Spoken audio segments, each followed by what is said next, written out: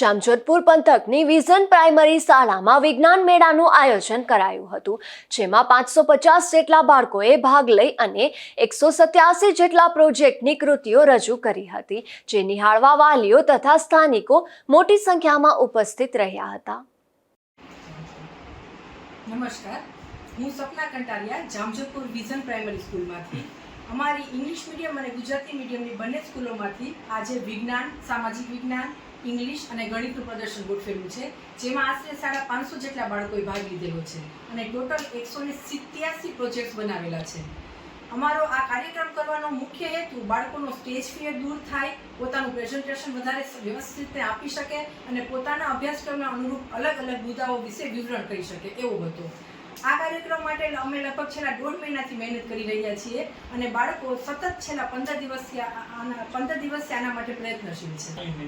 Project દરમિયાન ખાસ મેં એ વસ્તુનું નિરીક્ષણ કરેલું છે કે બાળકો અને શિક્ષકો બંનેમાં ખૂબ જ ઉત્સાહ છે. અત્યારે તમે જોઈ શકો છો કે જેમ જેમ બાળકોના પ્રોજેક્ટ્સ ગોઠવેલા છે અને પેરેન્ટ્સ જોવા માટે આવે છે તો બાળકોનો ઉત્સાહ કંઈક અનેરો જ છે અને વારંવાર એકને એક સ્પીચ આપવા છતાં પણ એવો થાકતા નથી, એમનો ઉત્સાહ અનેરો જોવા મળે છે. નમસ્કાર, મારું નામ છે મનીષા બરડિયા. મારો અહીંયા હોદ્દો છે વાઇસ પ્રિન્સિપલ તરીકેનો અને હું ગણિત વિષય લઉં છું. આજના અમારા જે આ સાયન્સ ફેરમાં અમે જે વિષય વાઇઝ ગણિત, વિજ્ઞાન, સમાજ વિદ્યાના જે પ્રોજેક્ટો રેડી કરાવ્યા છે બાળકો પાસે, એ બધા ટીચર્સે જે રેડી કરાવ્યા છે પ્રોજેક્ટ, એમાં બધા ટીચર્સે જે છોકરાઓને ગાઈડલાઈન આપી છે એ છેલ્લા 1.5 મહિનાથી સતત મહેનત કરી રહ્યા હતા. એમાં જે છોકરાનું પરફોર્મન્સ સરસ થાય, બેસ્ટ પરફોર્મન્સ આપે એ રીતે ટીચરે જે મહેનત કરી છે એની સામે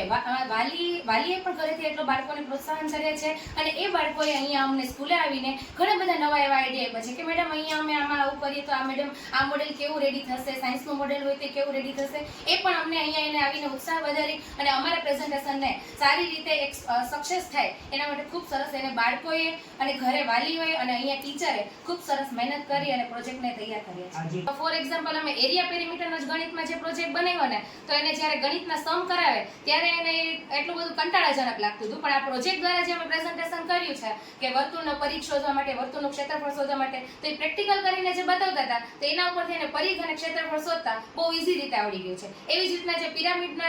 પિરામિડ આકારોનો જે પ્રોજેક્ટ બનાવેલો છે, શંકુ આકાર, પિરામિડ, ચોરસ, લંબચોરસ, તે બાજુઓ જોઈને પ્રેક્ટિકલ કરીને બિલ્ડિંગ બતાવીને મેથ સિટી આખું બનાવેલું હતું. એના વિશે તરત તાત્કાલિક એને માહિતી ઓન ધ સ્પોટ યાદ રહી જાય છે સ્પીડમાં.